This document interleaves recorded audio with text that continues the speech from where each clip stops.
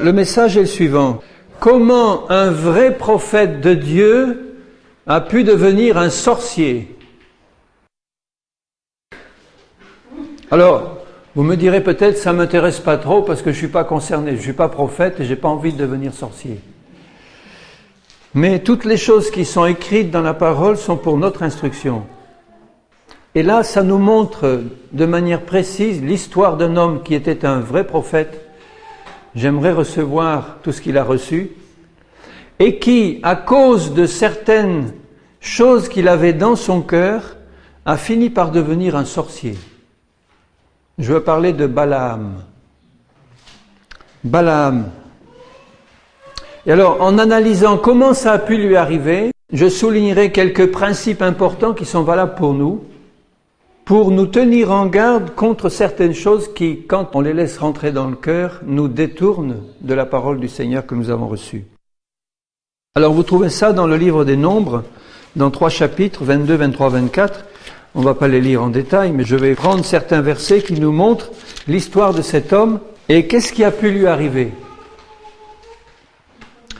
Dans le Nouveau Testament, vous savez que l'apôtre Paul dit aux chrétiens de Corinthe, dans la première épître aux Corinthiens, que tout ce qui est arrivé dans l'Ancien Testament a été écrit pour nous servir d'exemple à nous.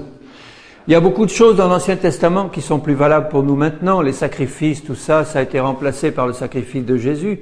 Mais les principes spirituels et la manière dont Dieu agissait et dont les hommes réagissaient, il est bien dit que ça a été écrit pour nous. Et il cite l'exemple des Hébreux dans le désert en disant « C'est à vous que le Seigneur veut parler maintenant pour vous montrer comment il faut marcher ». Alors, dans Nombres 22, 23 et 24, on voit un certain nombre de choses qui nous prouvent que Balaam était vraiment un prophète de Dieu. Regardez dans Nombres 22 et au verset 9. Je ne lis pas le début du chapitre, mais je le résume rapidement. Balaam était chez lui et un jour il voit arriver une troupe considérable, des gens très importants, qui venaient d'un roi païen pour lui dire « Viens chez nous ». Et notre roi va te donner des honneurs, des richesses, etc. si tu viens maudire un certain peuple là. Et Balaam a dit, attendez. Et il dit au verset 8, passez la nuit, je vous donnerai la réponse d'après ce que l'Éternel me dira. Il savait donc que Dieu lui parlait de manière habituelle et il voulait connaître la pensée du Seigneur. Et au verset 9, Dieu vint à Balaam et dit, et il lui parle. Donc la première chose, c'est que Dieu lui parlait directement. C'est le signe des prophètes du Seigneur, c'est que Dieu vient d'une manière ou d'une autre, où Dieu se manifeste, où ils entendent la voix de Dieu. Là, Dieu vient directement à Balaam et lui parle.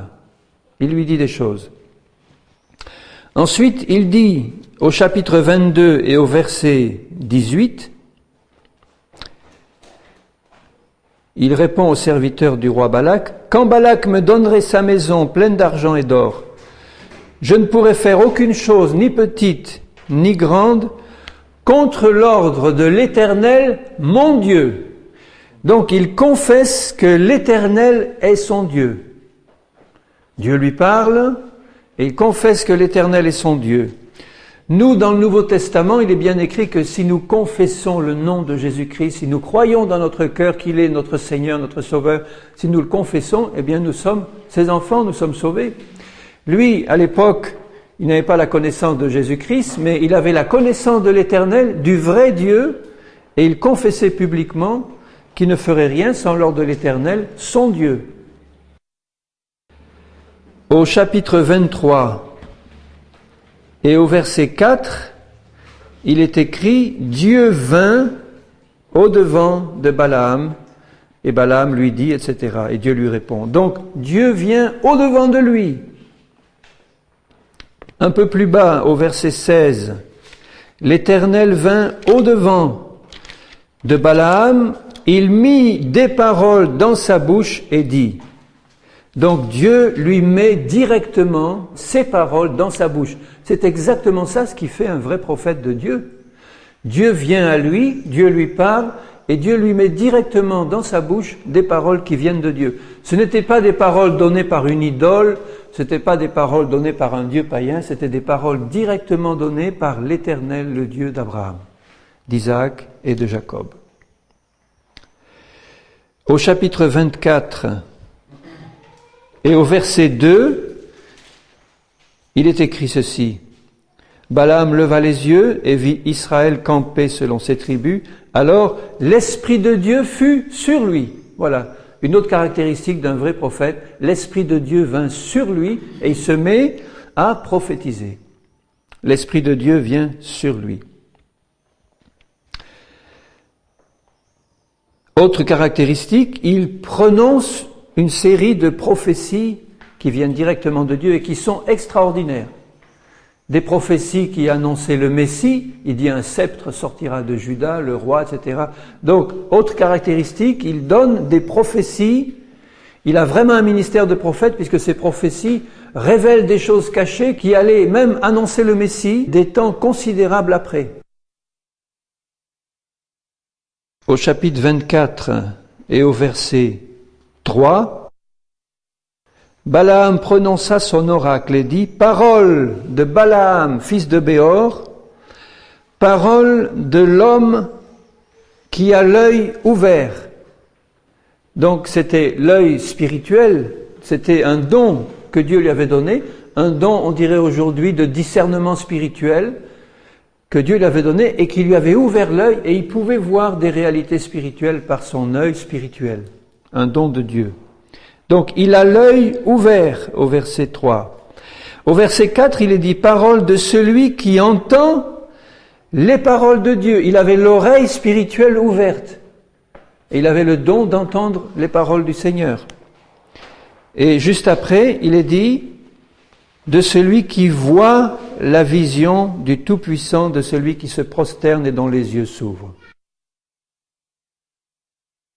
Et un peu plus bas, au verset 16, il est dit « Parole de celui qui entend les paroles de Dieu, de celui qui connaît les desseins du Très-Haut et qui voit la vision du Tout-Puissant. » Donc Dieu lui faisait connaître ses desseins secrets. Autre caractéristique d'un prophète de l'Éternel. Alors ça en fait énormément de choses qui montrent que Balaam avait une connaissance de Dieu d'un vrai prophète du Seigneur. Il avait la connaissance de Dieu. L'Esprit du Seigneur venait sur lui pour qu'il prophétise. Dieu venait à lui et lui parlait directement et lui mettait ses paroles dans la bouche.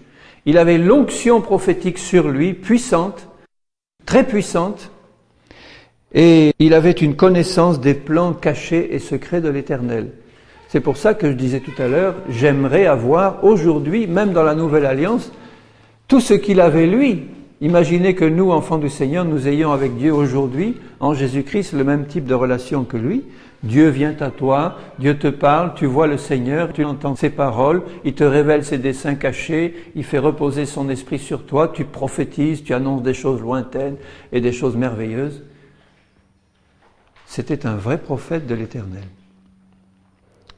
Et ces prophéties-là qu'il a données, je lis par exemple chapitre 23 et au verset 19, où il dit « Dieu n'est point un homme pour mentir, ni fils d'un homme pour se repentir. Ce qu'il a dit ne le fera-t-il pas ?» C'est des belles prophéties qui rappellent la fidélité de Dieu. « Ce qu'il a déclaré ne l'exécutera-t-il pas ? Voici, j'ai reçu l'ordre de bénir. Il a béni, je ne le révoquerai point. Il n'aperçoit point d'iniquité en Jacob. » Pourtant, le peuple du Seigneur était un peuple au cou raide, mais déjà il prophétisait qu'il y avait, et il savait qu'il y avait un sacrifice expiatoire qui était valable pour ce peuple, qui faisait que son iniquité était enlevée devant Dieu. Il ne voit point d'injustice en Israël, l'Éternel son Dieu est avec lui, etc. Et il dit au verset 23, l'enchantement ne peut rien contre Jacob, il révèle des choses merveilleuses. Il dit au chapitre 24 et au verset 17, je le vois mais non maintenant, je le contemple mais non de près, un astre sort de Jacob, un sceptre s'élève d'Israël, il perce les flancs de Moab, etc. Il voit des choses lointaines qui se sont réalisées bien plus tard. Avec la connaissance qu'il avait de Dieu et des voies du Seigneur et des desseins de Dieu, on peut se demander qu'est-ce qui est arrivé à ce grand prophète pour qu'il ait une fin si misérable. Il a eu une fin complètement misérable. On voit un peu plus loin dans Nombre 31 que lorsque les Madianites se battent contre le peuple d'Israël, donc il y a une bataille rangée là contre les Madianites, et il est marqué au verset 8 qu'ils ont été entièrement détruits par les Juifs.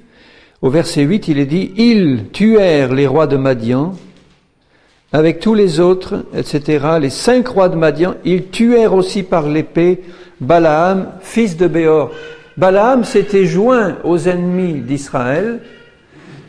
Il avait vu que Dieu ne lui permettait pas de maudire le peuple d'Israël parce que Dieu était venu à lui en disant « Ne touche pas, c'est mon peuple ». Et il avait donné les paroles de l'Éternel que Dieu lui avait données. Mais il avait fini par regagner les ennemis d'Israël pour participer à une attaque directe contre le peuple de Dieu et il a été tué misérablement.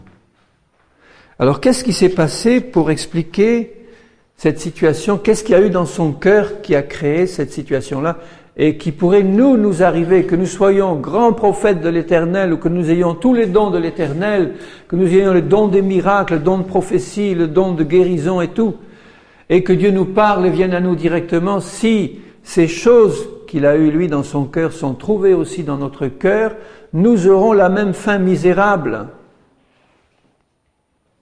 Le jour du jugement, Jésus dira à tous ceux qui ont fait des miracles en son nom et qui ont aimé l'iniquité, qui ont aimé le péché, retirez-vous de moi, je ne vous ai jamais connu. Allez dans le feu éternel. Alors évidemment, nous ne sommes pas intéressés par le feu éternel. Hein. Qui est intéressé par le feu éternel? Même les satanistes, les pauvres qui servent Satan, ne se doutent pas de ce qui les attend. S'ils le savaient, ils ne feraient pas ce qu'ils font. Mais il y avait quelque chose dans le cœur de Balaam pour l'entraîner dans les voies d'iniquité. Comment est-ce qu'il a chuté? Alors on va le voir ensemble, parce que ce que Balaam a fait, c'est pour notre enseignement. Combien de grands serviteurs de Dieu ont suivi le chemin de Balaam et combien de simples chrétiens aussi à leur niveau, parce que c'était les mêmes tendances qui étaient dans les cœurs. Alors regardez d'abord dans Nombre 22, on va voir ce qui s'est passé. Dans Nombre 22, au verset 8, quand Balaam reçoit les invités du roi païen, il leur dit « Passez ici la nuit, je vous donnerai réponse d'après ce que l'Éternel me dira. » Et les chefs de Moab restèrent chez Balaam. Dieu lui parle pendant la nuit, et Dieu lui dit au verset 12 « Tu n'iras pas avec eux, tu ne maudiras pas ce peuple, car il est béni. » Ça peut pas être plus clair. Dieu lui dit « Je t'interdis d'y aller, tu n'iras pas les maudire, c'est un peuple béni. » Et Balaam, verset 13, se lève le matin, dit au chef de Balak « Allez dans votre pays, l'Éternel refuse de me laisser aller avec vous. » Donc, il obéit à Dieu. Il commence par obéir à Dieu. Il obéit clair et net. Dieu lui dit « N'y va pas. » Le lendemain, il leur dit « Je ne peux pas y aller, Dieu m'a interdit. » Et ils s'en vont. Mais regardez comment Satan travaille. Satan a vu qu'il avait obéi, clairement, mais Satan, qui connaît nos façons de faire, sans doute avait dû remarquer que Balaam avait quelques faiblesses dans sa vie. Et Satan, par Balak, revient à la charge. Satan reviendra toujours attaquer nos points faibles. Nous devons les connaître et nous devons les régler devant Dieu. Balak envoya de nouveau des chefs en plus grand nombre et plus considérés que les précédents. Donc vous voyez, Satan met le paquet là. Il dit bon, il n'a pas marché avec les premiers, on va lui envoyer une délégation encore plus importante de ministres et d'ambassadeurs et tout ça. Ils arrivèrent auprès de Balaam et lui dirent, ainsi parle Balak, etc., qu'on ne t'empêche pas de venir vers moi, car je te rendrai beaucoup d'honneur, je ferai tout ce que tu me diras. Quelle tentation! Je te rendrai beaucoup d'honneur, je ferai tout. Un pont d'or! Viens, un pont d'or je te donnerai. Balaam répondit, la première réponse de Balaam était bonne. Il lui dit, même si Balak me donnait sa maison pleine d'argent et d'or, je ne pourrais faire aucune chose, ni petite ni grande, contre l'ordre de l'Éternel mon Dieu. Ah, ça c'est une belle parole de prophète fidèle. Mais regardez la phrase qui suit.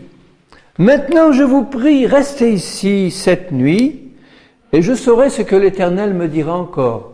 Donc la première faille, ici, c'est que, bien que Dieu lui ait clairement parlé, et Dieu ne change pas comme ça, vis-à-vis de son peuple, sa parole, quand il a dit « je bénirai Israël », c'est béni pour toujours.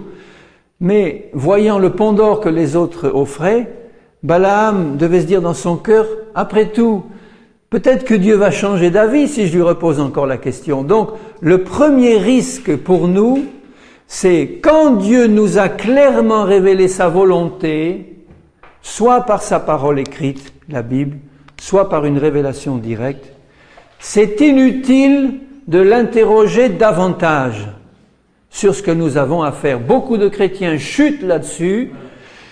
On leur montre la parole, on leur dit, voyez ce que Dieu dit. Ah oui, oui, oui. Mais après tout, je pourrais peut-être demander à Dieu s'il ne veut pas faire une exception ou si, je ne sais pas moi, d'accord, mais enfin, et ils interrogent le Seigneur pour savoir si Dieu ne pourrait pas changer sa parole pour eux. Et quand on a le cœur comme ça, avec cette attitude, déjà, on a ouvert la brèche pour que Satan rentre. Parce que ça montre que Balaam n'avait pas un cœur ferme et entier pour Dieu. Il était partagé. Il adorait l'Éternel, le vrai Dieu, mais il adorait aussi Mammon, le Dieu de l'argent, des richesses et de l'or. Et il y avait dans son cœur de la convoitise pour les choses de ce monde, pour les richesses de ce monde, pour les honneurs de ce monde, et pour toutes les choses qui sont dans ce monde et qui déplaisent à Dieu et qui déplaisent au Père. C'était pas réglé dans son cœur, malgré tous les dons qu'il avait, et malgré la présence de Dieu sur lui et en lui, et la direction de Dieu pour sa vie si merveilleuse, il avait au fond de son cœur de la convoitise, et il n'avait pas le cœur décidé à obéir à Dieu pleinement. Et il réinterroge Dieu, qui pourtant lui avait dit clairement quelque chose de net. Il réinterroge Dieu pour voir si il n'allait pas changer. Et le problème dans ce cas-là, c'est que quand on connaît la volonté de Dieu et qu'on recontinue à le prier pour voir s'il ne pourrait pas faire une exception ou changer d'avis, Dieu peut très bien aller dans le sens de nos prières à ce moment-là. Mais pour notre perte, j'ai connu comme ça des chrétiens qui savaient très bien que la volonté de Dieu, c'était qu'ils ne fassent pas quelque chose, et ils ont dit, je vais mettre une toison, je vais demander un signe à Dieu. Et il dit, Seigneur, si vraiment tu as bien voulu dire ce que tu m'as dit là dans ta parole, écoute, je vais te demander un signe et une toison. Alors s'il se passe telle et telle chose, eh bien pour moi ça sera vraiment le signe que tu me permets de faire finalement la chose. Et le signe n'est pas donné par Dieu, il est donné par Satan avec la permission de Dieu. Là, qu'est-ce qui se passe? Au verset 20, Dieu vint à Balaam pendant la nuit et il lui dit, puisque ces hommes sont venus pour t'appeler, lève-toi, va avec eux. Tu le veux vraiment? Vas-y. Mais c'est pour ta perte. Mais tu feras ce que je te dirai. Balaam se leva le matin, sella son ânesse et partit avec les chefs de Moab. Dieu finit par lui dire, vas-y. Dieu voulait que les ennemis soient confondus et que son peuple soit béni, mais le fait que Dieu lui dise, vas-y, ça ne veut pas dire que Dieu a changé d'avis et que Dieu veut maintenant le bénir. Ça veut dire que Dieu a vu son mauvais cœur et il le laisse s'enfermer et faire cette chose qu'il voulait faire, mais Dieu va faire tourner la chose à la gloire des enfants d'Israël et de son peuple, mais à la perte de celui qui était désobéissant. Tu le veux, vas-y, mais fais ce que je te dis. Alors il scelle son ânesse, et au verset 22, il est dit, la colère de Dieu s'enflamma parce qu'il était parti. Pourtant Dieu vient de lui dire, tu veux, vas-y. Je te donne la permission d'y aller, mais la colère de Dieu était sur lui, parce que ce n'était pas la volonté première de Dieu qui lui avait été révélée. Et un ange de l'Éternel se place sur le chemin pour lui résister. Alors, malgré les grands dons qu'il avait, il n'y avait pas une communion réelle de cœur entre Dieu et lui. Il n'avait pas, dans le fond de son cœur, un amour vrai et sincère pour son Dieu, au point de mettre cet amour à la première place et de dire, Seigneur, tout ce qui peut m'intéresser dans cette vie, je le laisse de côté et je préfère le sacrifier par amour pour toi pour aller jusqu'au bout de ta parole et de ta volonté. Donc non seulement il a essayé de faire changer Dieu d'avis parce qu'il avait un cœur mauvais, et il essaye plusieurs fois même de faire changer Dieu d'avis après être arrivé dans le pays de ses ennemis là. Il commence par annoncer le message de Dieu, et comme ça fâche le roi ennemi lui dit, mais essaye un peu de notre côté, peut-être que là tu pourras le maudire. Et au lieu à nouveau de refuser, il y retourne encore une fois pour voir là aussi si Dieu ne va pas finalement le maudire. Donc il fait deux choses, il essaye de prier Dieu pour faire changer Dieu d'avis, et il essaye ensuite par diverses manœuvres de voir si Dieu ne va pas finalement maudire ce peuple comme le roi lui demandait. Dans le chapitre 23, regardez au verset 13, le roi Balak lui dit, « Viens donc avec moi dans un autre lieu d'où tu le verras. Tu n'en verras qu'une partie, tu ne verras pas la totalité, et là, maudis-le-moi. » Au lieu de dire clairement, « Mais non, ça suffit comme ça. Dieu m'a pas demandé de faire ça, Dieu m'a demandé de le bénir. » Balaam dit à Balak, « Tiens-toi ici près de ton holocauste et j'irai à la rencontre de Dieu pour voir ce qu'il va me dire. » Mais toujours avec l'arrière-pensée, peut-être que dans le fond, Dieu va finir par maudire son peuple, et moi, qu'est-ce que je vais en retirer? De grands honneurs et de grandes richesses. Il espérait que Dieu allait maudire son peuple, et malheureusement, ça n'a pas marché. Et au verset 27, même chose, Balak dit à Balaam, « Viens donc, je te mènerai dans un autre lieu. » Balak mena Balaam sur le sommet du Péor, etc., etc. À chaque fois, Balaam suit les conseils du roi païen parce qu'il espère, encore une fois, que Dieu va finir par céder. Attention, jeunes et vieux, on ne peut pas faire changer Dieu d'avis. On ne peut pas changer la parole du Seigneur. On peut faire changer Dieu d'avis quand nous n'avons pas une révélation claire et nette de sa volonté, ou quand il a donné des conditions en disant par exemple aux pécheurs, si Dieu dit aux pécheurs, comme le prophète Jonas disait à Ninive, dans 40 jours la ville sera détruite, et la ville s'est repentie, et Dieu a changé d'avis, mais pour le bien du peuple, c'est pas du tout la même chose. Tandis que quand on a une promesse précise de Dieu dans sa parole, une promesse universelle ou générale, ou une volonté claire et nette de Dieu, on ne peut pas faire changer Dieu par nos prières ou nos interrogations ou nos manœuvres, jamais. Donc tous les commandements que Dieu donne dans l'Ancien comme dans le Nouveau Testament sont des commandements qui sont valables universellement et jamais Dieu ne va changer. Par exemple, nous savons qu'il est écrit « tu ne voleras pas ». Bon, c'est une loi universelle. Alors, si quelqu'un a un peu de convoitise dans le cœur et puis s'il dit « mais Seigneur, quand même, tu vois, c'est pour ton œuvre, ces richards-là qui s'en mettent plein les poches et qui volent eux-mêmes ». Et puis, si par diverses combines ou circonstances, il se trouve devant une forte somme et qu'il dit « Seigneur, est-ce que tu me permets de prendre ça pour ton œuvre, Seigneur? Est-ce que vraiment… » Il commence à interroger Dieu alors qu'il est écrit « Tu ne voleras pas, en aucune circonstance tu ne voleras pas. » On ne peut pas prier Dieu, même pour des bonnes intentions, même pour son œuvre, etc. Non, ça ne marchera pas. Je ne ferai pas changer Dieu d'avis par mes jeûnes et par mes prières quand Dieu m'a clairement dit quelque chose. Dieu dit par exemple « Tu ne commettras pas d'adultère ». Bon, aujourd'hui encore, j'ai eu le témoignage qu'un serviteur de Dieu, quelqu'un me l'a dit avec tristesse, il m'a dit voilà, un serviteur de Dieu, qui était marié bien sûr, il a rencontré une belle jeune fille spirituelle qui faisait partie de ceux qui l'enseignaient, et puis finalement, Dieu a fini par lui parler, pour lui dire par une révélation d'en haut, que la première femme qu'il avait choisie n'était pas la bonne, c'était pas la femme qu'il avait choisie pour lui, qu'il s'était trompé, et que cette belle jeune fille spirituelle-là, c'était l'âme sœur que Dieu lui avait choisie, et c'était celle-là qui devait être sa compagne. Et il l'a fait, il a quitté sa femme, et il est allé avec l'autre. Tout ça parce que Il n'a pas écouté ce qui est écrit dans la parole, exactement comme Balaam. Il y avait une tendance à la convoitise dans le cœur, et il a interrogé Dieu en disant, mais Seigneur, quand même, est-ce qu'il serait possible que, etc. Est-ce que tu penses que, Seigneur, donne-moi des signes, Seigneur.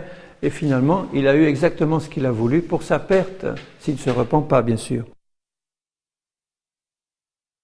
Alors, ce qui se passe aussi, c'est que cette tendance à aimer le péché diminue les perceptions spirituelles. Balaam a une apparence d'obéissance, puisque la première réaction, c'est d'obéir. Mais comme il a dans le fond du cœur une tendance à aimer le péché, à aimer l'iniquité, ça finit par diminuer sa perception spirituelle, ça finit par éteindre ou diminuer sa perception spirituelle. Regardez par exemple ce qui se passe quand il est sur son ânesse. L'ânesse voit l'ange et lui le voit même plus. Lui qui se dit, moi l'homme qui a l'œil ouvert, moi l'homme de Dieu qui voit les choses invisibles, etc. Un ange arrive et se place devant l'ânesse sur lequel il était monté pour l'arrêter. L'ânesse voit l'ange, elle stoppe net, et lui, le grand prophète qui avait l'œil ouvert, il voit rien du tout. Il voit rien. La désobéissance diminue les perceptions spirituelles. Donc si elle les diminue, c'est qu'on est en danger. Si Satan vient à ce moment-là comme un ange du malin pour nous montrer quelque chose qui vient soi-disant de Dieu, à ce moment-là, comme les perceptions spirituelles et comme au fond du cœur il y a quelque chose qui est tordu et qui n'est pas droit, on ne verra plus les choses comme Dieu veut qu'on les voie. L'ânesse, verset 23, vit l'ange qui se tenait sur le chemin, son épée nue dans la main, mais Balaam n'a rien vu du tout. Et ensuite, au verset 32, l'ange de l'Éternel lui dit, « Pourquoi as-tu frappé ton ânesse déjà 3 fois ? Voici, je suis sorti pour te résister, car c'est un chemin de perdition qui est devant toi. » Le fait d'avoir ce désir mauvais dans son cœur, non seulement ça diminuait sa perception spirituelle, mais il ne voyait même plus qu'il était sur un chemin de perdition. C'est l'ange qui lui dit, « Je suis venu pour te résister parce que tu es sur un chemin de perdition. » Déjà ça, si un ange de Dieu arrive avec une épée nue en lui disant « Tu es sur un chemin de perdition, je te résiste », moi j'aurais dit « Bon, ça va, je rentre dans mes quartiers et puis c'est fini, on n'en parle plus. » Mais non. Regardez ce qu'il dit. Balaam dit à l'ange de l'Éternel, verset 34, « J'ai péché, car je ne savais pas que tu étais placé devant moi sur le chemin. Et maintenant, si tu me désapprouves, je retourne. » Quelle honte de dire ça. L'ange vient de lui dire, tu es sur un chemin de perdition. Dieu lui avait dit, je ne veux pas que tu ailles là-bas, en finissant par lui donner la permission parce qu'il avait insisté. L'ange apparaît, encore une grâce du Seigneur, pour le bloquer, l'empêcher d'aller. Et il ose dire, si tu me désapprouves, je n'irai pas. J'ai péché. Si tu me désapprouves, je n'irai pas. Alors que c'était clair et net que Dieu lui avait dit, je te désapprouve. Donc, autre chose qui était dans son cœur, c'est qu'il a une repentance superficielle. Il dit bien, j'ai péché. Oui, j'ai péché, Seigneur. Combien de chrétiens disent ça? Seigneur, j'ai péché. Mais enfin, si ça ne te déplaît pas trop, permets-moi de le faire quand même, Seigneur. Tu es un Dieu tellement miséricordieux et fidèle, un Dieu d'amour merveilleux. Mon Papa au ciel, alléluia. Dieu se moque de nos prières de ce genre-là. Si nous désobéissons et que nous n'aimons pas sa parole, nous finirons comme Balaam, bien-aimé. Il ne faut pas se leurrer. Dieu est un Dieu d'amour merveilleux, merveilleux. Il fait des choses merveilleuses. Il retire du bourbier ceux qui sont le plus loin. Il est prêt à leur donner toutes ses richesses, à faire d'eux leur cohéritier avec Jésus, de leur donner toutes les richesses du ciel, toute sa bonté, toutes ses merveilles. Mais il demande un cœur entier, un cœur qui n'aime pas à moitié Dieu et à moitié le péché, ou un cœur qui n'essaye pas de détourner tout le temps la parole de Dieu, parce qu'il y a quelque chose au fond qui est toujours attiré par le péché. Et au lieu de dire « Seigneur, j'ai péché, mais enfin, si ça te déplaît pas, si ça te déplaît vraiment, je m'en irai. » C'est comme si Dieu surprenait en plein péché un de ses enfants, et puis qu'il a l'affront de dire « Mais Seigneur, oui, ce que je fais c'est pas bien, mais tu sais, si ça te plaît pas vraiment, Seigneur, j'arrête. Hein. Mais vous voyez l'insulte à Dieu que ça peut représenter. Au lieu de faire comme David, de s'incliner avec le sac et couvert de sang devant Dieu, lisez le psaume 51 en disant « Seigneur, pardonne-moi, je suis un pécheur, mais ne me retire pas ton Saint-Esprit, Seigneur, pardonne-moi, je t'en supplie. » Dans le jeûne, dans la prière, et Dieu l'a restauré, malgré son horrible péché qu'il a commis, David, Dieu l'a restauré. Il est resté un homme selon le cœur de Dieu, malgré ses faiblesses et ses péchés. Alors que Balaam, malgré ses grands dons et son ministère de prophète international, puisque même les rois étrangers venaient le chercher, il n'était pas un homme selon le cœur de Dieu. David avait peut-être les mêmes faiblesses que lui, mais David les reconnaissait devant Dieu en disant « Seigneur, change mon cœur, brise mon cœur, Seigneur, parce que je t'aime et je veux faire ta volonté. » Il savait très bien que Dieu le désapprouvait. Il a une repentance superficielle et au lieu de retourner à fond et de retourner en se repentant, il se repent à la surface et il continue à pécher. C'est horrible.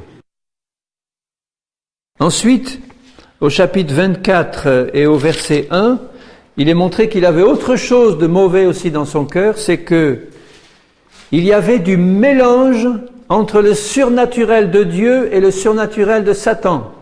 Ça, c'est grave. Et ça n'a pas empêché Dieu de lui donner de grands dons et son onction pourtant. Alors, chapitre 24, verset 1, Balaam vit que l'Éternel trouvait bon de bénir Israël, et il n'alla pas comme les autres fois à la rencontre des enchantements. Donc, Dieu lui parlait par révélation directe, mais en même temps, quand il a construit ces autels là pour maudire Israël, il avait aussi recours à des enchantements, c'est-à-dire à de la magie et de la sorcellerie. Alors, est-ce que c'est possible que dans le cœur d'un vrai prophète de Dieu, il puisse y avoir aussi des enchantements qui sont pratiqués? Il dit, il n'alla pas comme les autres fois, où il avait fait ses autels et tout, à la rencontre des enchantements. Mais il tourna son visage du côté du désert et l'Esprit de Dieu fut sur lui. Mais il y avait une pratique dans sa vie, c'était de pratiquer de la magie et de la sorcellerie tout en pratiquant les dons spirituels du Seigneur. Et remarquez que l'un n'empêchait pas l'autre. Quelquefois j'entends des gens dire « Ah mais vraiment c'est un homme de Dieu, je vois des dons manifestes de Dieu dans sa vie, mais un tel homme ne pourrait pas recevoir de Dieu quoi que ce soit s'il trafiquait avec l'occultisme. » Eh bien si, là vous en avez un exemple précis. C'était un homme qui trafiquait avec l'occultisme et qui recevait pourtant de Dieu des dons spirituels réels. Alors si ça se faisait dans l'Ancien Testament, ça se fait aujourd'hui pareil. Vous avez des enfants de Dieu, vous avez des pasteurs qui, non pas peut-être ouvertement vont voir des sorciers ou font de la sorcellerie, il y en a qui le font mais sont des serviteurs de Satan. Mais vous avez des vrais enfants de Dieu qui ont des dons du Seigneur et qui continuent à pratiquer des choses que Dieu interdit parce qu'elles sont occultes. Elles sont occultes. Quand il y a des doutes sur certaines pratiques, ne le faites pas. Ne le faites pas. Alors, bon, je prends un exemple qui est évident. Prenez l'exemple d'une grande religion que je n'appellerai pas chrétienne, mais qui s'appelle chrétienne, le catholicisme romain. C'est l'exemple typique de pratique de Balaam. C'est-à-dire que vous pouvez avoir là des personnes qui reçoivent de Dieu des vrais dons spirituels, des vraies prophéties, des vrais messages du Seigneur, et en même temps toutes sortes de pratiques idolâtres et occultes.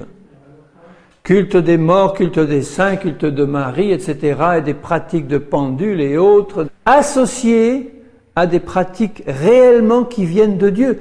On pourrait dire, mais comment ça se fait que Dieu permet ce mélange et que Dieu lui-même, eh bien, c'est pas moi qui le dis, c'est la parole. Dans le cas de Balaam, c'était évident. Il pratiquait des enchantements et pourtant Dieu se servait de lui pour donner des magnifiques prophéties et des dons spirituels fantastiques. Donc ça peut se produire aujourd'hui aussi.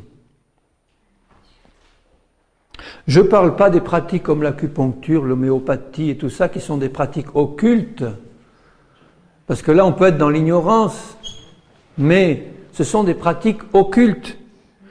Et les pratiques qui sont dans la psychologie et tout, j'en sors, je sais très bien que là-dedans, dans la psychologie, dans la médecine, c'est farci de pratiques occultes, de guérison intérieure, de pratiques occultes, etc. Et les chrétiens nés de nouveau, qui ont un ministère, qui ont des dons, des vrais dons de Dieu, continuent à pratiquer les deux.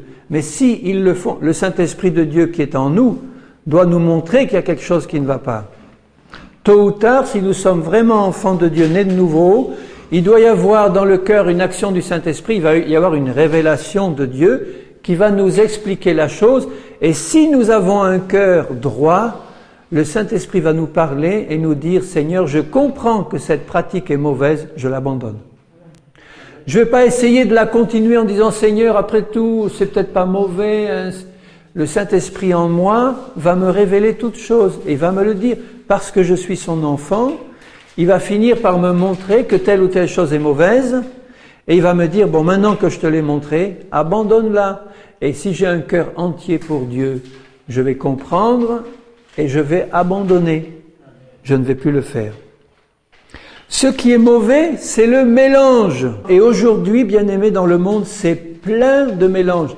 C'est pour ça que nous avons besoin d'avoir le discernement du Seigneur, le discernement qui vient d'en haut pour dire « Seigneur, tu vas me donner, comme à Balaam, mais moi, avec un cœur bien disposé et entier pour toi, un œil spirituel ouvert pour que je puisse voir tout ce qui vient de toi et tout ce qui ne vient pas de toi. » Alors ensuite, autre chose de mauvais, il donne des conseils impies, des conseils mauvais.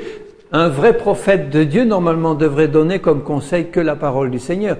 C'est ce qu'il a fait quand il était sous l'onction prophétique. Il donnait la parole du Seigneur et le conseil du Seigneur. Mais lui, personnellement, quand il avait un conseil personnel à donner ou qui n'était pas sous cette onction prophétique, où c'était vraiment la parole de Dieu qui sortait, il donnait des conseils impies, des mauvais conseils. Regardez dans Nombre 25, au verset 1, Israël demeurait à Sittim, et le peuple commença à se livrer à la débauche avec les filles de Moab. Elles invitèrent le peuple au sacrifice de leur Dieu, et le peuple mangea et se prosterna devant leur Dieu. Et à ce moment-là, la colère de Dieu s'enflamme contre Israël. Voyez, tant que Israël n'était pas dans le péché, les enchantements ne pouvaient rien faire contre lui. Aucune magie, aucune sorcellerie ne peut rien faire contre toi tant que ton cœur est libre du péché, que tu les as confessés, que tu as reçu le pardon du Seigneur et le sang de Jésus. Les enchantements ne peuvent rien. Mais à partir du moment où ils ont commencé à pécher, à se livrer à la débauche avec les filles de Moab, là, Satan a pu les toucher et ils ont été détruits. Et ces conseils-là, de se livrer à la débauche et de manger des victimes sacrifiées aux idoles, c'était Balaam qui les avait donnés à Balak. Quand Balaam est parti, il a dit « Bon, je vois qu'avec Dieu, il n'y a rien à faire. Alors, Balak, je vais te donner un bon conseil. Essaye donc de séduire les Israélites avec tes filles qui sont belles et essaye de les attirer à tes sacrifices, à tes idoles. Et là, tu vas voir, s'il y en a qui chutent et qui tombent, à ce moment-là, la colère de Dieu sera contre eux et ils vont pouvoir être détruits. » C'est ce que Balak a fait. Et malheureusement, les Israélites se sont laissés séduire par ces belles filles et ces belles danses et ces belles cérémonies. Ils sont tombés dans le péché et ils ont été à ce moment-là touchés par la malédiction. On voit ça dans Apocalypse 2. L'Apocalypse, c'est le Nouveau Testament qui s'adresse aux chrétiens. Apocalypse 2, verset 14.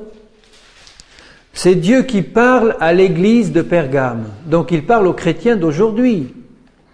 Et il dit, « J'ai quelque chose contre toi. » Il dit à ces chrétiens, « C'est que tu as là, chez toi, au milieu de toi, des gens attachés à la doctrine de Balaam, qui enseignaient à Balak à mettre une pierre d'achoppement devant les fils d'Israël pour qu'ils mangent des viandes sacrifiées aux idoles et qu'ils se livrent à l'impudicité. De même, toi aussi, tu as des gens attachés pareillement à la doctrine des Nicolaïtes, c'était des doctrines impures, La doctrine des Nicolaïtes, on pense que c'est une doctrine qui disait aux chrétiens, puisque vous êtes chrétiens, vous pouvez faire ce que vous voulez finalement. Allez-y. Vous avez la grâce de Dieu sur vous. Alors ils se livraient à la débauche et à l'impudicité et ils disaient, on est sous la grâce, on est pardonné par Dieu, on est sous le sang de Jésus, alors on peut y aller. Mais là, il est bien dit que c'était les conseils de Balaam à Balak. Et il dit qu'aujourd'hui, dans l'Église, il y a au milieu de nous, dans certaines églises, des gens qui enseignent ces choses et qui enseignent aux gens à se livrer à l'impudicité, à l'impureté et au sacrifice aux idoles. Nous savons par exemple que la cupidité est une idolâtrie. Et partout où on sert la cupidité, on mange des sacrifices qui sont offerts à des idoles. Une idole, ça peut être n'importe quoi qui remplace Dieu. Si quelqu'un t'encourage à faire quelque chose qui va contre la parole du Seigneur, c'est comme si tu mettais une idole à la place de Dieu. Donc si quelqu'un te donne un mauvais conseil, si un pasteur te conseille de divorcer, de te remarier, si un pasteur te conseille de faire quelque chose que Dieu n'aime pas, c'est comme si t'invitais à participer à un culte ou à manger des viandes sacrifiées à une idole. C'est exactement le conseil de Balaam. Et il dit, Jésus, au verset 16, « Repens-toi donc, sinon je viendrai à toi bientôt. » Bientôt, c'est un mot qui veut dire aussi vite fait, et je les combattrai avec l'épée de ma bouche. Je n'aimerais pas être à la place de ceux qui aujourd'hui, dans l'église de Jésus, vont être combattus vite fait par l'épée de Jésus-Christ. Il faut savoir, bien-aimés, aujourd'hui, que l'église de Jésus, elle est pleine d'iniquité. Je ne parle pas de l'épouse de Jésus, je parle de l'église visible. L'église visible, celle qui s'appelle église. Vous avez des multitudes de pasteurs qui trompent leurs femmes, qui puisent l'argent dans les caisses. Vous avez des multitudes de chrétiens qui font les pires abominations, les pires perversions sexuelles, les pires choses qu'ils peuvent s'imaginer, et puis qui vont au culte le dimanche et qui prennent la scène en ayant dit pardon à Dieu, comme Balaam a demandé pardon, mais avec un cœur qui n'est pas droit devant Dieu et sans aucune repentance réelle. Alors, si l'ivrognerie, les excès de table et les choses semblables, si les excès et les perversions sexuelles, si l'adultère, si l'homosexualité, si toutes ces choses se pratiquent aujourd'hui dans l'Église visible, c'est pas étonnant que Satan puisse entrer pour détruire. Et je ne parle même pas des églises visibles dont les responsables sont des satanistes. Je le dis parce que il y a quelques jours, je ne vais pas raconter en détail ce qui s'est passé, mais il y a quelques jours, j'étais en contact avec des chrétiens qui ont reçu de Dieu directement une prophétie. Ils sont membres d'une grande dénomination chrétienne, mais vraiment évangélique. Ils ont passé 2 mois et demi à jeûner, à prier le midi, en groupe, et à se repentir devant Dieu et à prier. Et ils ont reçu directement une prophétie de Dieu. Et ça a été pour un coup de tonnerre, parce que jamais ils l'imaginaient. Et cette prophétie disait, il y a dans cette église des abominations terribles qui se produisent, au point que certains de ceux qui se disent serviteurs de Dieu sont des serviteurs de Satan, et ils ont reçu 5 ou 6 noms précis de pasteurs qui étaient des satanistes. Et la prophétie continuait en disant, prenez un tel et allez à Codognan, et on va vous donner une confirmation de ceci. Alors qu'ils ne connaissaient ni Codognan, ni Parole de vie, ils n'avaient jamais lu un de nos livres, ni rien du tout, ils ne me connaissaient pas, et la prophétie a dit ça, et je les ai vus débarquer ici. Des pasteurs, serviteurs de Dieu, d'une grande dénomination connue par tous, qui est vraiment évangélique et charismatique, avec tous les dons de l'esprit. Parmi les plus grands de ces dirigeants sont des serviteurs de Satan. Exactement ce que Jésus dit ici. Vous avez parmi vous des gens attachés à ces doctrines et à ces choses. Et rappelez-vous l'exhortation que Paul dit aux anciens d'Éphèse, « Je sais qu'après mon départ, il s'introduira parmi vous des loups ravisseurs qui n'épargneront pas le troupeau, et qu'il s'élèvera parmi vous des gens qui enseigneront des doctrines perverses pour attirer le troupeau derrière eux. Il parlait aux responsables chrétiens de l'église d'Éphèse. Alors vous voyez l'importance qu'il y a d'avoir un cœur droit devant Dieu. Parce que Satan ne pourrait jamais faire ces choses dans l'église visible de Jésus si elle était composée d'hommes et de femmes qui sont tout entiers pour Dieu. Et qui non seulement ont des dons et du discernement de Dieu comme Balaam, mais ont un cœur honnête et droit devant Dieu en disant « Seigneur, j'écouterai ta voix et tout ce que tu me diras, je le ferai, mais pas par crainte de l'enfer ou parce que je sais que tu es un maître dur, mais parce que je t'aime, Seigneur. Et je veux t'obéir et je veux glorifier ton nom. » Alors, tous les ingrédients sont là, dans le cœur de Balaam, pour annoncer sa chute.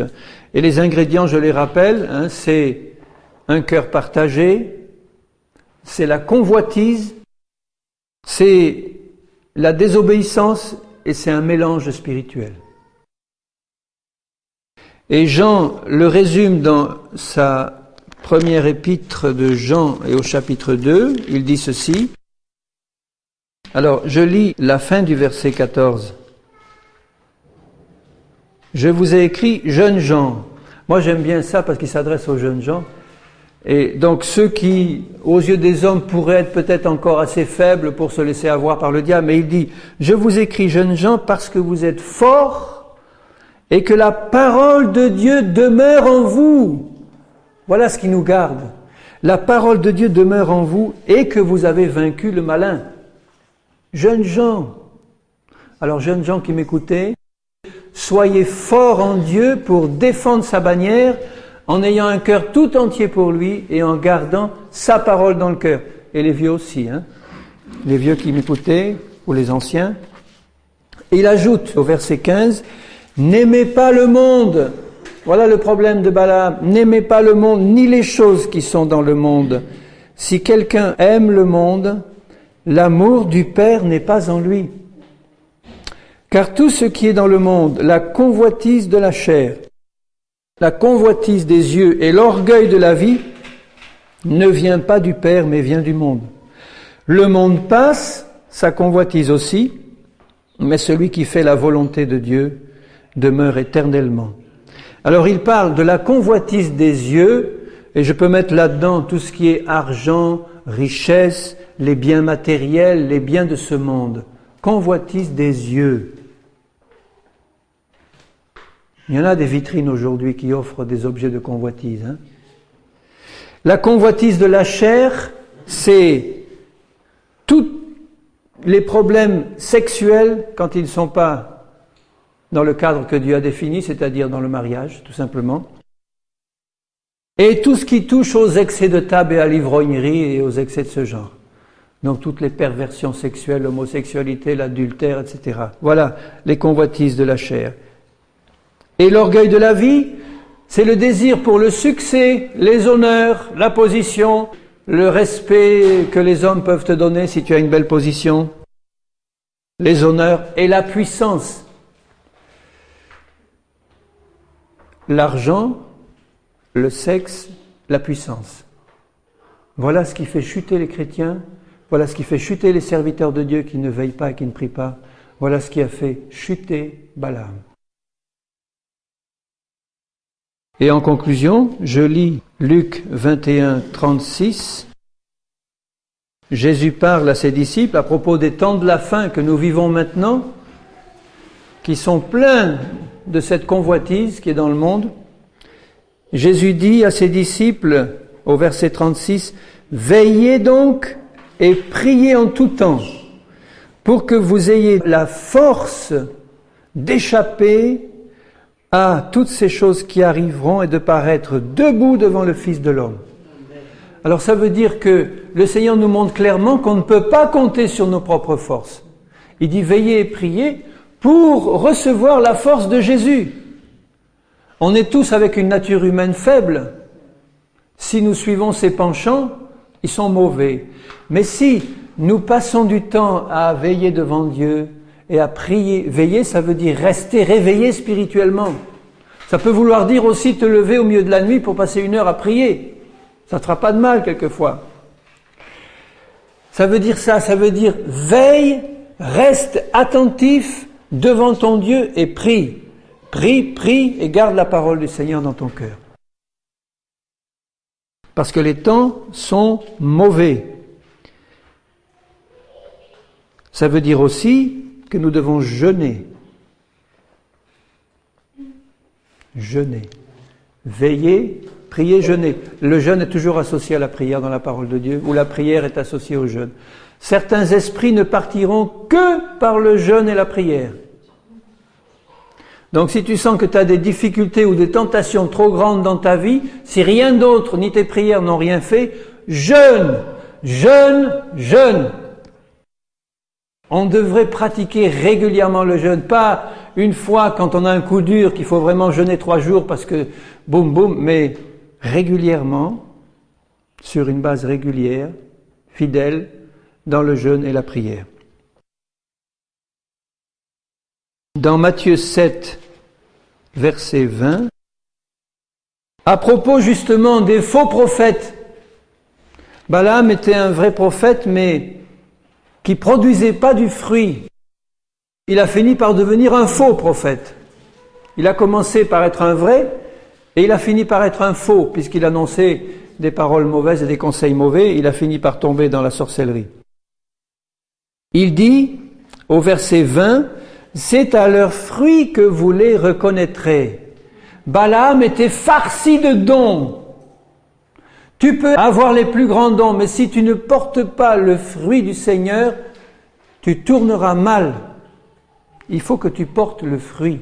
Et le fruit, c'est la sainteté, c'est la pureté, c'est l'amour, la joie, la paix, toutes ces choses que Dieu décrit dans sa parole et qui sont simplement le fruit de la vie abondante de Jésus en moi. Si Jésus te remplit, si l'Esprit Saint te remplit, tu vas produire du fruit. Tu feras aussi des miracles pour le Seigneur, mais ils ne seront pas dangereux parce que ton cœur est tout entier pour Dieu. C'est à leurs fruits que vous les reconnaîtrez, et c'est à mes fruits que Dieu me reconnaîtra comme son enfant. Il te reconnaîtra comme son enfant par les fruits que tu portes et ceux que tu portes dans le secret de ta vie privée. C'est facile de produire du fruit quand il y a 200 personnes autour et d'avoir des grandes manifestations d'amour, mais quand tu es chez toi, avec ta femme, ton mari, ou tes enfants, ou tes parents, ou avec une personne en privé que personne ne te regarde, est-ce que là tu portes le fruit de l'amour? Quand il n'y a que Dieu qui te regarde.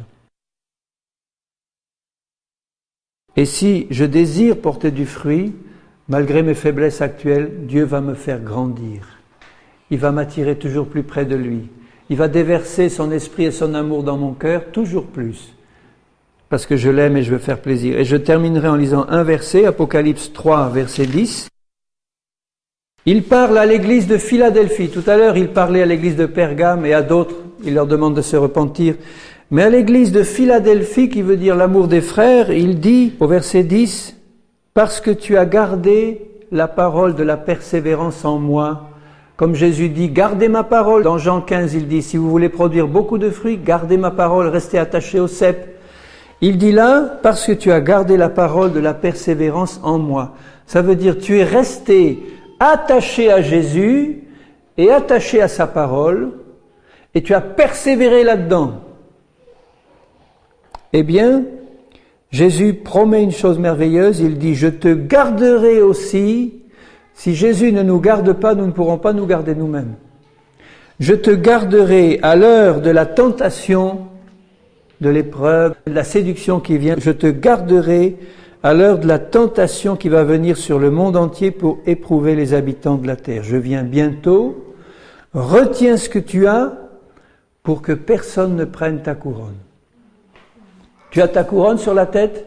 Eh bien, garde-la bien plantée sur ta tête, parce que l'ennemi va essayer de te l'enlever, en te faisant chuter comme Balaam. Et le seul moyen de la garder, c'est d'avoir un cœur entier pour Dieu, un cœur entier pour Jésus. Veille, prie, jeûne, lis ta Bible, reste dans la communion fraternelle, reste dans la parole du Seigneur, parle avec Jésus toute la journée, reste avec lui avec un cœur ouvert à sa parole, à ce qu'il te dit, et aime-le par-dessus tout, de tout ton cœur, de toute ton âme, de toutes tes forces, pour faire sa volonté, puisque tu ne peux pas dire j'aime Jésus si je ne lui obéis pas. Aime-le de tout ton cœur et lui te dit, mon bien-aimé, ma bien-aimée, les temps peuvent être les pires que le monde a vécu depuis le début qu'il existe, mais moi, je te garderai. Tu traverseras tout ça et je t'utiliserai en plus. Et il dit, je te donne ceux de la synagogue de Satan, au verset 9, qui se disent juifs ou qui se disent chrétiens et qui ne le sont pas, et je les ferai venir se prosterner à tes pieds et connaître que je t'ai aimé. Alléluia. Merci Seigneur. Seigneur, la prière de mon cœur, c'est que tu travailles profondément dans mon propre cœur, Seigneur, pour que je sois toujours dans ta lumière. Je demande que tu m'éclaires, Seigneur, que tu me montres les motivations cachées de mon cœur. Pourquoi, Seigneur, je veux agir de telle ou telle manière? Je te supplie de dévoiler que tu places dans mon cœur des motivations qui viennent de toi, des désirs qui viennent de toi, et que tu déverses ton amour et ta sainteté dans mon cœur, Seigneur, pour que je te serve avec fidélité tous les jours de ma vie et que je glorifie ton nom. Si quelqu'un fait cette prière aussi avec moi, Seigneur, exauce-le aussi. Viens au secours de ceux qui sont faibles encore, de ceux qui luttent dans la difficulté, Seigneur. Je te prie que tu les fortifies ce soir par ton esprit. Que tu fasses grandir en Jésus tous tes enfants jusqu'à la pleine stature de mon Seigneur. Seigneur, bénis chacun ce soir. Je te prie que dans ce moment que nous passons maintenant devant toi dans la prière, le cœur ouvert, tu nous fortifies dans l'être intérieur. Fortifie-nous, Seigneur. Donne-nous